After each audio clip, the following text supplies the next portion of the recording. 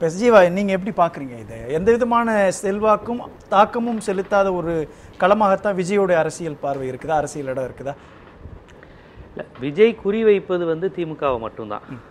திமுக கூட்டணி கட்சிகளை தான் தொடக்கத்திலேருந்து அவர் பிரிச்செடுக்க முயற்சி பண்ணார். விடுதலை சிறுத்தைகள், கம்யூனிஸ்டுகள் எல்லாரையும் கூட்டு பார்த்தாரு.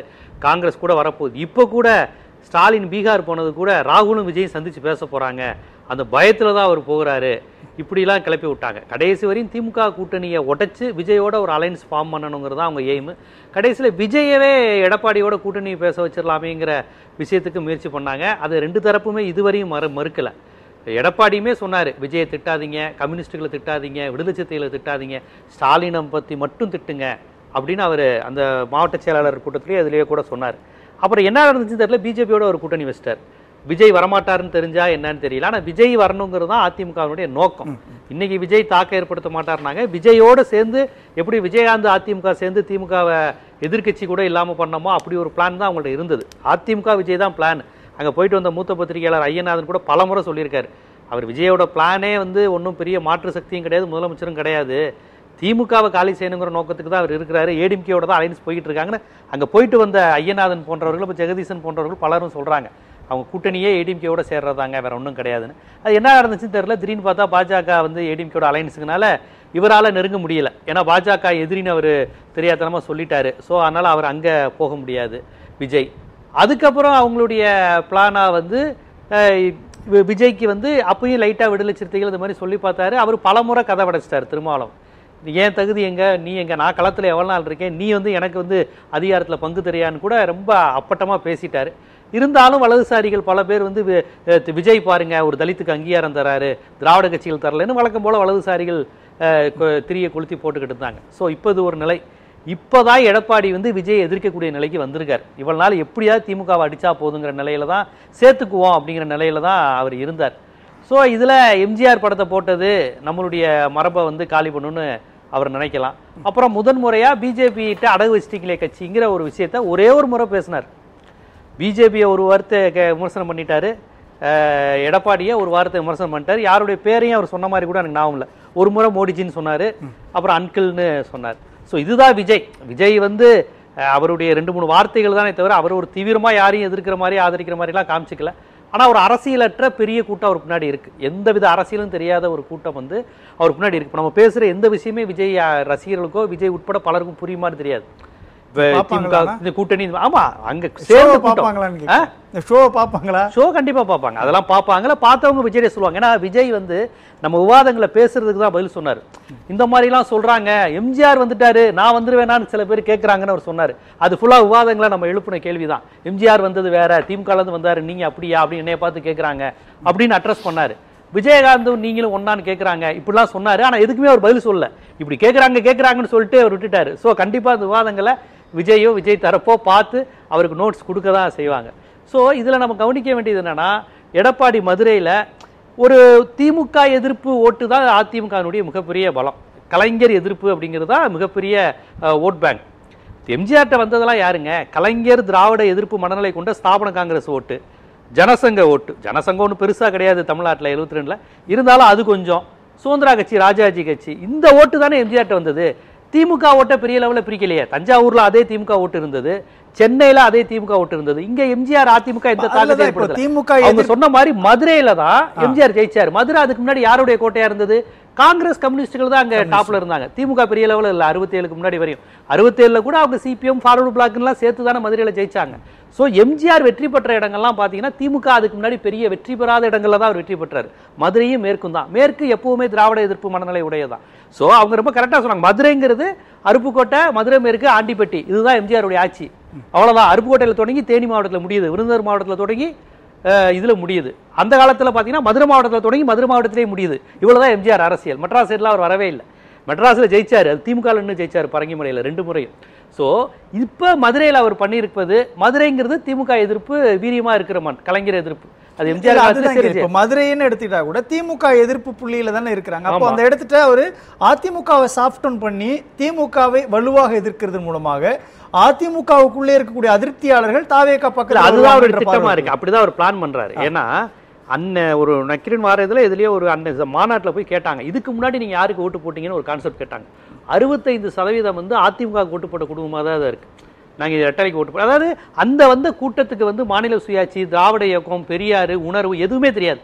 அதே சமயம் வலதுசாரி கூட்டமும் கிடையாது. அது இந்துத்துவம், மதம், என் ஜாதின், அது ஒரு மாதிரியான கூட்டம், விசிலடிக்க தெரிஞ்ச மட்டும் கூட்டம். அதனால அவங்களுக்கு பெரிய ஒரு கொள்கை சார்ந்த குடும்பத்தை சேர்ந்த குழந்தைங்க கிடையாது. அந்த குழந்தைங்க எல்லாம் குழந்தைங்க தான். அதுக்கெல்லாம் அவங்களுக்கு வந்து கொள்கைனா என்னன்னே தெரியாது. விஜய் டான்ஸ் ஆடுவார், ஒரு ஓட்டு போடுவார். விஜய் இந்துனா விஜய் இந்துன்னு சொல்லுவாங்க, விஜய் மதச்சார்பற்றனா விஜய் மதச்சார்பற்ற, அதை தவிர்த்து அவங்களுக்கு ஒண்ணுமே தெரியாது. ஸோ அது பெரும்பாலும் வந்து திராவிட இயக்க சிந்தனைனா என்னன்னு தெரியாத இடதுசாரி இந்த மனநிலையில் உள்ள குழந்தைங்க பிள்ளைங்க வந்து யாருமே விஜய்க்கு ஓட்டு போட மாட்டாங்க. இப்படின்னா என்னன்னே தெரியாம ஒரு கூட்டம் வளருது பாருங்க, அது அவருக்கு ஓட்டு போடுவாங்க. அந்த மாதிரி மனநிலை உடையவங்க நிறைய பேர் எம்ஜிஆர் வெறியர்களா இருப்பாங்க, எதுக்குன்னே தெரியாம திமுக விருப்புல இருப்பாங்க, அவங்க எல்லாம் விஜய்க்கு ஓட்டு போடுவாங்க. அந்த வகையில பார்த்தா திமுக சாதகமான விஷயம் தான். ஸோ அந்த மாதிரி ஒரு ஓட் பேங்க அவர் பிரிக்குவதற்கு வாய்ப்பு இருக்கு. இப்பயும் சொல்றேன், அவங்க வந்து ஒரு பொலிட்டிக்கலான ஒரு ஆட்கள் கிடையாது. ஒரு ஒரு ஆட்சி மாற்றம்ங்கிறது மாதிரி விஷயங்கள் கூட தெரியாது, ஒரு ரசிக மனநிலையில தான் இருக்கிறாங்க.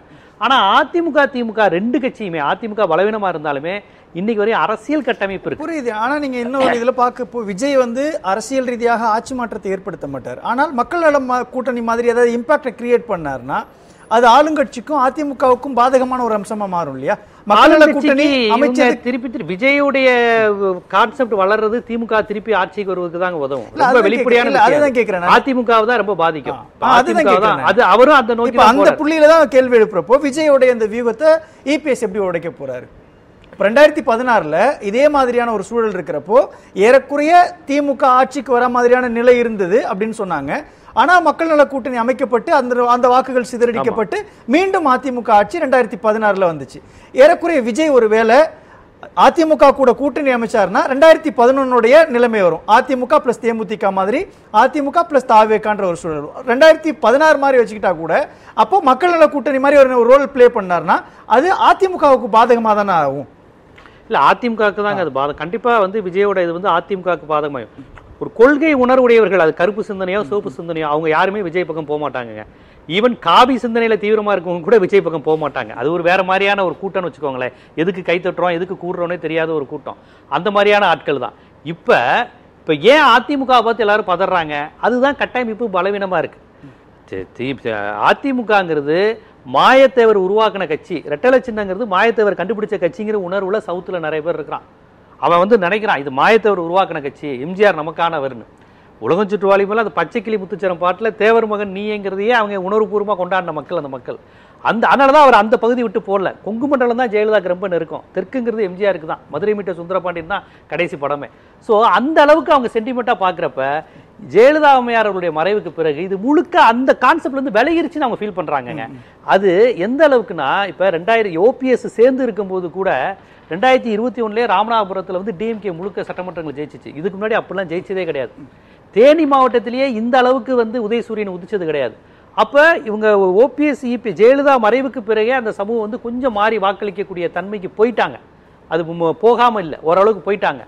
அதற்கு பிறகு பாத்தீங்கன்னா ஓபிஎஸ் வந்து அந்த மீண்டும் இந்த வாட்டர் பாட்டில் வச்சு அடிச்சாங்க அந்த செயற்குழு பொதுக்குழுல. அதற்கப்புறம் அந்த மக்கள் மீண்டும் ஓபிஎஸ் தனியா வந்ததுக்கு அப்புறம் ஒரு சிம்பத்தியில ஓட்டு போட ஆரம்பிச்சாங்க. ஏற்கனவே கொஞ்சம் டிஎம்கே கூட போடலாம் நினைச்சவங்க கூட திருப்பி போட்டேன். இப்ப அதனாலதான் இவ்வளவு ஓட்டு வந்து ராமநாதபுரம் மாறுது. இப்ப அதுதான் கேக்குறது. இப்போ ஓபிஎஸ்க்கு ஒரு துரோகம் இழைக்கப்பட்டிருக்கிறது, டிடிவி தினகரனுக்கு ஒரு துரோகம் இழைக்கப்பட்டிருக்கு, சசிகலாவுக்கு ஒரு துரோகம் இழைக்கப்பட்டிருக்கு. அதிகாரத்துக்குள்ள நம்ம ஆள் யாரும் இல்லைன்ற ஒரு பார்வை மதுரை உள்ளிட்ட தென் மாவட்டங்கள்ல இருக்கிறப்போ அது இபிஎஸ்க்கு அதிருப்தி தானே. அப்ப அந்த இடத்துல வந்து அதிருப்தி தானே, அந்த இடத்துல வந்து விஜய் நிரப்புவாரா? இல்ல விஜய் நிரப்புவாராங்கிற இப்ப அந்த மக்கள் நினைக்கிறது என்னன்னா இரட்டைலைக்கு துரோகம் பண்ணி அவர் வந்து ஸ்டாலின் வீட்டு வாசல் கதவை தட்டுறாரோன்ற எண்ணம் அவங்க இல்ல அப்படிலாம் இல்ல. ஆமா, நீங்க வாட்டர் பாட்டில போட்டு அடிச்சீங்க சார் சொன்னீங்கன்னா அப்ப அதுதான் துரோகம். வாட்டர் பாட்டில போட்டு அடிச்சீங்க, இதுதான் முக்கியம். இதுதான் அதுக்காக என்ன வாட்டர் பாட்டில் அடி எதுனா அடிக்கும், அதுக்காக ஸ்டாலின் வீட்டு வாசல்ல நிக்குது. வாட்டர் பாட்டில் வச்சு அடிச்சது அதிமுக கெட்ட பேர்னு சொன்னா எடப்பாடி தலைமையிலான கட்சியினுடைய அலுவலகத்தை உடைச்சதுல எவ்வளவு கெட்ட பேர், அப்போ ஓபிஎஸ்க்கு அதிக கெட்ட பேர் ஆயிட்டு அந்த கட்சி தொண்டர்கள் இல்ல அது அவங்க உணர்றாங்க. இல்ல அந்த ஏதோ தொண்டர் தூக்குற சொல்றாரு, இவர் அதிகாரத்துல இருந்து படையோட போய் கட்சி அலுவலகத்தை அடிச்சு உடைச்சு எட்டி உதைக்கிறாரு, அப்ப அது கசப்பு வராதா? இல்ல அந்த உணர்வெல்லாம் தாண்டி சார், ராமநாதபுரத்துல பலாப்பழம் ரெட்டலையை ஜெயிச்சிச்சு. இது ஓபிஎஸ் உடைய தனிப்பட்ட செல்வாக்கு கிடையாது. நம்மால் ஒருவர் அவமானப்படுத்தப்பட்டாருங்கிற அந்த சென்டிமெண்ட் தான். ஒரு வீட்லயே ரெட்டல 2 ஓட்டு விழுது, ஒரு வீட்டு பலாப்பழத்துக்கு விழுது. இத்தனைக்கு ராமநாதபுரத்துல அவருடைய சமூகம் ஒன்றும் பெருசா கிடையாது. அவருடைய பேஸ் எல்லாமே தேனி மாவட்டம் தான். ராமநாதபுரத்துல நின்று பலாப்பழத்துல அவரை ஜெயிக்க வச்சப்ப அங்க ஒரு சாதியா உணர்றாங்க. அவங்க சாதி கிடையாது, ஓபிஎஸ் சமூகம் அங்க அந்த அளவு கிடையாது. இருந்தாலும் அது அந்த இடத்தை விஜய் நிரப்புவாரா? அந்த இடத்தை விஜய் நிரப்புவாரா? விஜய் நிரப்புவாரா போகும் அந்த ஓட்டுன்றது? விஜய்க்கு வந்து இந்த கான்செப்டுக்குள்ளேயே வராதுங்க. விஜய்க்கு வந்து இந்த கான்செப்டுக்குள்ளே வராது. அது சொல்ற மாதிரி ஒரு அரசியலற்ற கூட்டம் இருக்கு. அதை வந்து அதிமுக பேஸ் திமுக பேஸ் பார்க்க முடியாது. ஆனா விஜய்க்கு விழுகிற ஓட்டுங்கிறது திமுக எதிர்ப்பு ஓட்டு தான். அதை நீங்க தென் மாவட்டம் வட தமிழகம்னு பார்க்காதீங்க. திமுகவுக்கு எதிர்ப்பு ஓட்டு, அதாவது அவங்க திமுகவை பிடிக்காத ஒரு கூட்டம் ஆண்டாண்டு காலமா இருக்குல்ல, அந்த ஓட்டு தான் விழப்போகுது. நாம் தமிழருக்கு விழுந்த ஓட்டு, ஏடிஎம்கேக்கு விழுந்த ஓட்டு, கொஞ்சம் பாஜக மைண்ட் செட் உடையவங்க கூட திமுக ஜெயிக்க கூடாதுன்னு நினைக்கிற ஒரு கூட்டம் இருக்குல்ல, இல்லாட்டி இந்த 2 திராவிட கட்சியும் இருக்கக்கூடாது அப்படின்னு புதுசா ஒரு புத்தர் வரட்டும். அது மூப்பனார் காலத்துல இருந்து இருக்கு. மூப்பனார் காலத்துல இருந்தே மூப்பனார்லாம் 20% ஓட்டு வாங்கினாரு தனிச்சு நின்று. திமுக அதிமுக வரக்கூடாது, புதுசா ஒருத்தர் வரணும்னு. அது சீமானுக்கு ஓட்டு போடுவாங்க, கமலஹாசனுக்கு ஓட்டு போட்டாங்க, விஜயகாந்துக்கு ஓட்டு போட்டாங்க. அவங்களால என்னைக்குமே அதிகாரத்துக்கோ முக்கியமான இதுலயே வர முடியாது. ஆனா ஒரு 8% 10% ஓட்டு 2 திராவிட கட்சியும் வேணாம் அப்படின்னு சொல்லக்கூடிய ஒரு ஓட்டு இருக்குல்ல, அந்த ஓட்டு தான் இதுல வரும்.